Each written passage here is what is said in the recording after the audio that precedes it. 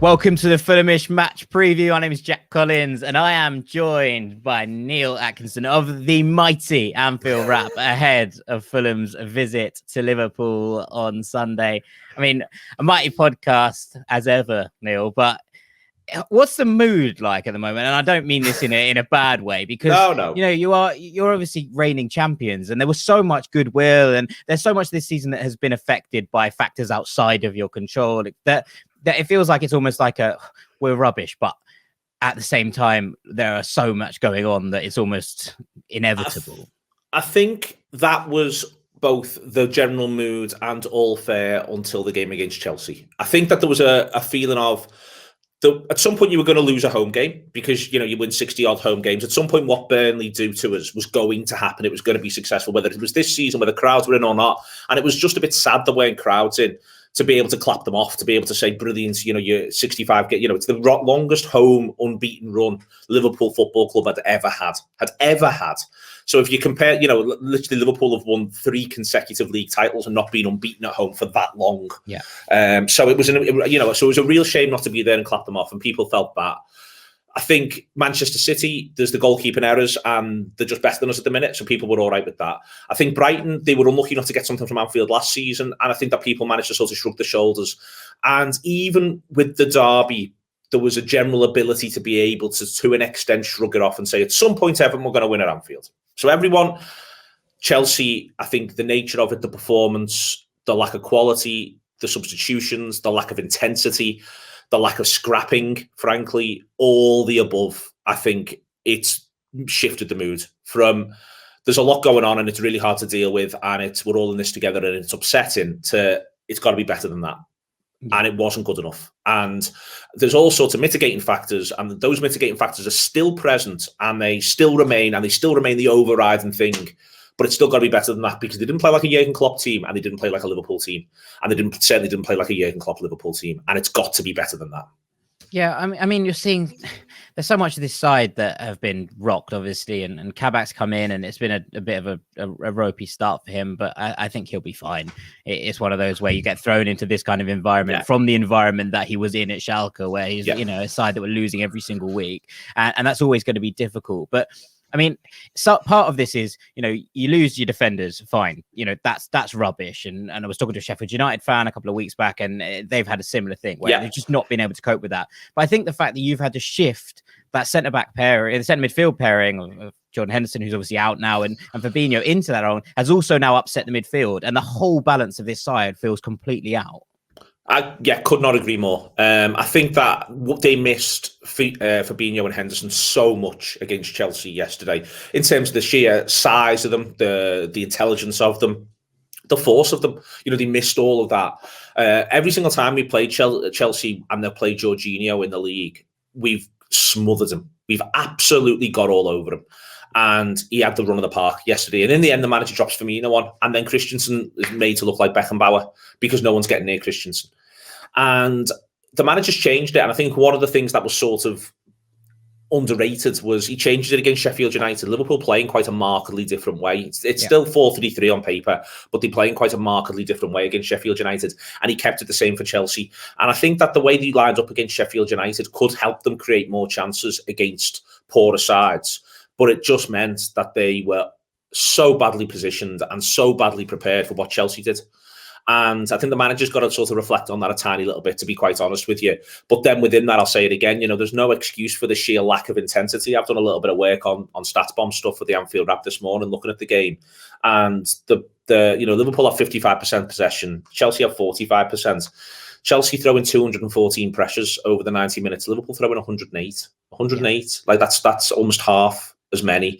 And it is, you know, if we have 70% of the ball, then that's explicable in a sense. But we don't have 70% of the ball. There's long periods of time where Chelsea have got the ball in the game. Liverpool's lack of intensity cannot be. And that is why it is difficult to watch them in these games at the minute.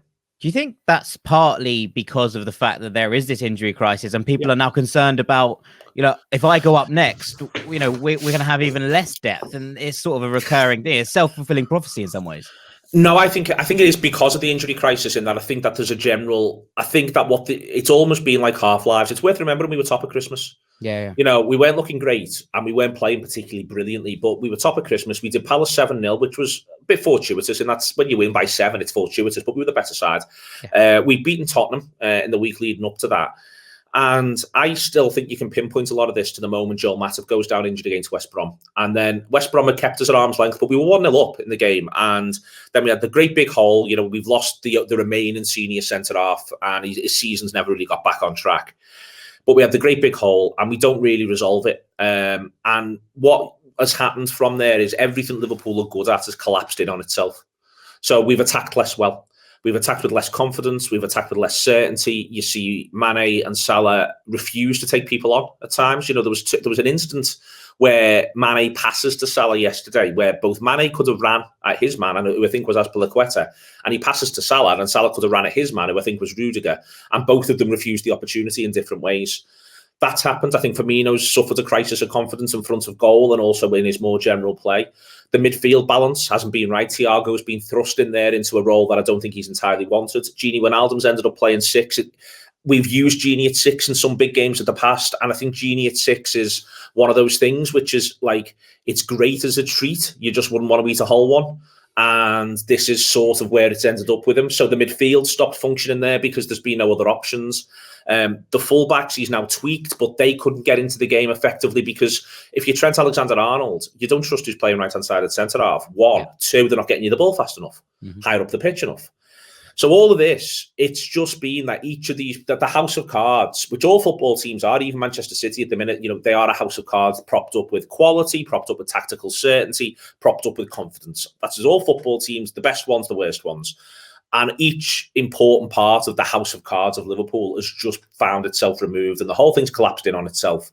And you've got to sort of rebuild that from the ground up, to be quite honest with you. And there's 2 ways you rebuild it from the ground up. You either make a tactical tweak, which the manager's done, and it's quite a significant one, and you hope that works over a period of time, or you just get to the end of a season and start a new one and build it fresh from there when everyone's back at 0. And Liverpool at the minute look like a team who need everything to be back at 0. Yeah, no, I felt that, and I think there's something in the, you know, because of the way that all the component parts have worked in such ways for such a long time almost at this Liverpool side.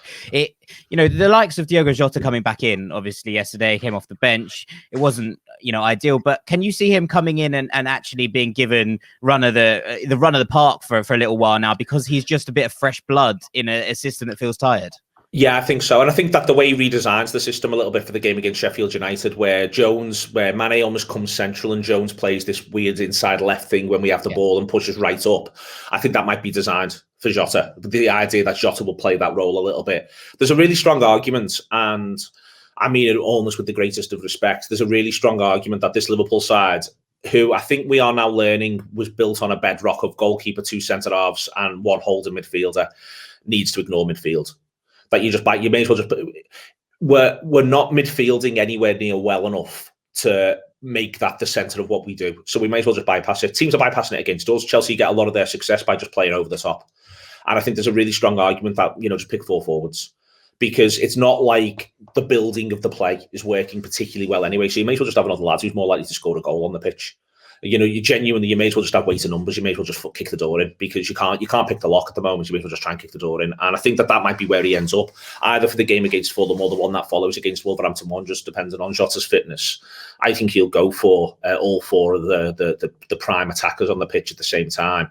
Whether that works, I think, is up in the air. But Liverpool are being bored to death by teams. They are being bored to death by them. Side, there's no sting in the game. There's nothing happening. Liverpool then sink to this horrible, putrid, lack of intensity sort of level. That is sort of where the game is. There's no crowd to rouse them. They're not rousing each other. And we're really easy to take the sting out of. So I think that one of his best courses of action could be just to find a way to get more sting in it. I'd have loved someone to get sent off against Chelsea. I'd have loved someone to just kick someone, you know, towards the end of the game. I know exactly what you mean. Yeah, Kovacic kicks the ball at Mane's head. Mane gets up and has a bit of a word. Where are his teammates? And at the minute, that Liverpool, they're just empty of all of that. Almost. Yeah, it is insipid. Insipid's the perfect word. They're empty of all of that at the moment. Like, I want them to rage against the dying of the light. I want them to be fierce. And they've lost that. On top of everything else. And that's what I mean. Like, you've seen every bit of this sort of just crumble away over the course of this campaign. There's a manager left on the sidelines who, genuinely is obviously doing his best there as well. And I think they need, and I think he's rebuilt the squad. I think the way he plays against Sheffield United is with an eye on games against sides like Fulham. Games against that, because that's what we were struggling with more than struggling to get results in big games. This season, we do all right against City for a long period of time before the goalkeeper goes to absolute bits. And that's another example of things just collapsing in on themselves. There's the goalkeeper who's the best in the world going to absolute bits for 20 minutes. I think all of this, if Liverpool are going to get top four, which looks increasingly unlikely, they're going to do it by beating the sides in the bottom half of the table, not least because we now mostly only play teams in the bottom half of the table. We played almost everyone twice with the exception of United and I think Arsenal. Everyone else we played twice, I think, by now. So we're in a situation where it's bottom half team after bottom half team. We need to have a plan to score goals against bottom half sides. That starts with Fulham, who I think ironically are currently the most solid of the teams in the bottom half of the table. Yeah, I thought interesting when you said that teams are trying to bore Liverpool to death. Yeah. I think Fulham will try and do that this weekend. And it's interesting, that kind of Kevin Keegan-esque, four on up front, doesn't matter how many you score, we'll score more, I think is an interesting one. I'm just not sure if that's the move against a Fulham side right now, who are a very, very solid defensive unit. Yeah, I think that's... I think you've got a point there, but it is this sort of, well, what else is it that you do? Because they don't look like scoring. They don't look like scoring a goal. They've scored one goal on open play at Anfield. And only one goal at Anfield in the last 4 or 5, and that was a penalty. And it was a penalty. Don't get me wrong. Diaz absolutely panics when Salah's running through, but it's still a bit of a soft one. And for me, this is they've got to solve that really. In that the stuff at the other end of the pitch. Kabak's trying his best. He's the footballer he is, like you said before. I think he'll be fine. I hope we keep him, not least because I think we've got a nice little agreement there. So I hope we choose to do that. Fabinho's all right at centre half. He's been better. I think he's lost his way a little bit, and the injuries haven't helped. But we're not giving over a ton of chances to anybody who we play. Everton get the early goal, and the next chance of value, genuine value, is the penalty. The next time they get into the penalty, and that's a counter attack after the 80th minute mark. We're not giving away lots of high quality chances. We're just not creating any of real notes. Mane should score last night. We possibly should get a penalty within there. Mane, it's a good ball from Salah, and Mane should at the very least get a shot off, and he doesn't. But there's not you're not even, there's people trying to really, I thought Sky were absolutely gilding the Aaron Ramsdale lily. When we went to Sheffield United, in that, he made some saves, but it helps when the attackers kick the ball at you as a goalkeeper and don't try to kick it past you. But at least against Sheffield United, they created chances. Looking at a lot of other games, Leipzig, they get chances. A lot of other games, they're not creating. So it becomes the question, and the question for Liverpool is, how do you create chances? How do you change this so that you are getting good chances on goal? And that's the key question. And Fulham are a tough team to answer that against at the moment, because nobody's creating very much against Fulham. Yeah, I mean, I'll close it off by saying, how do you see this panning out, and how do Liverpool line up here, do you think? How do they line up? I think he's got a couple of questions to answer. He's clearly got frustrated with something about Mohamed Salah. I think to hook him's massive, and in a game like that, at that moment, I think it's absolutely massive. So it'll be something. I think something about his work rate he won't have liked. I think the back four will be the same back four. Keeper will be the same keeper. He's not got a ton of options around Firmino and Mane, so I think Firmino and Mane both start. I think he'll go with Thiago, Wijnaldum, and Keita. I'd love to see Milner in for one of Thiago and Wijnaldum, and I don't care which one. To be frank, I'm not bothered at this point. I'd like to see Milner in for one of those two. I hope he does that. So maybe he goes Keita, Thiago, and Milner, and then I think it will be the same front three with Jota as an option from the bench. I think, but it wouldn't surprise me if he starts all four against Fulham. Yeah, fair enough. It's it's a depleted squad, and there's been a lot of chat, I think, around the Fulham camp of Liverpool being not there for the taking, but this being an opportunity. And while you have to look at the recent form and think, okay, yeah, this is not the best time in the world to play Liverpool. I think that was a month ago, but it's not a bad time to play Liverpool either. But the fact that you haven't scored in 5 home games from open play worries. It terrifies me, to be honest. Neil, I'm absolutely panicking about it. I'd be someone is going to get it. I don't think Fulham. I think the problem Liverpool are going to have against Fulham. I was about to say I think Liverpool win the game if they score first. And I think that is true. But I think what doesn't help Liverpool, though, and what isn't helping Liverpool in general, is I know enough of this Fulham side and respect them enough to know that Parker won't change even if we do score. Fulham will be fine with the idea of, well, it's still 1-0 on 83 and we'll see if we get something. And I think that's how they can approach it. So Liverpool almost need to find the pathway through to getting a couple of goals if they're going to change sort of the way in which Fulham approach it. And even then, I think Parker will think, well, it's goal difference. We're at Anfield. You might get beat here anyway. I've got bigger challenges to come. I think what's difficult for Liverpool and what will be difficult for Liverpool next season, but I think crowds change it a little bit, is the blueprint genuinely has been set out as to what to do against Liverpool. And that is do their heads in. Just don't engage, don't play football, really sit in. Unless you're a very good side like Chelsea are, just really sit in. Don't get involved in anything. Just keep your shape, keep your shell, stay in that shape. And that's what Fulham have been so good at. So I'm not looking forward to the game. I think if we score first, I think we'll win it. But the longer we go without scoring, the more our performance will degrade.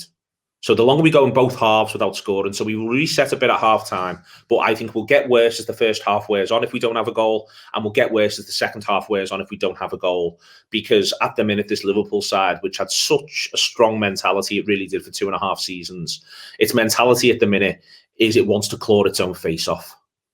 Yeah, I mean, it feels like you want to claw your own face off. I am trying to claw my own face off on a daily basis. Oh, I mean, I don't envy you. But as I said about Fulham yesterday, only those who suffer learn to love. So I'll give you that. Prediction before we go? A very optimistic Liverpool 2, Fulham 0. Okay. Fair enough. Well, thank you as ever for jumping on, mate, and hugely appreciate you. I'd say good luck, but it'd be disingenuous. Completely. But thank you, and I'm sure I'll speak to you very soon. Take it easy. Bye-bye.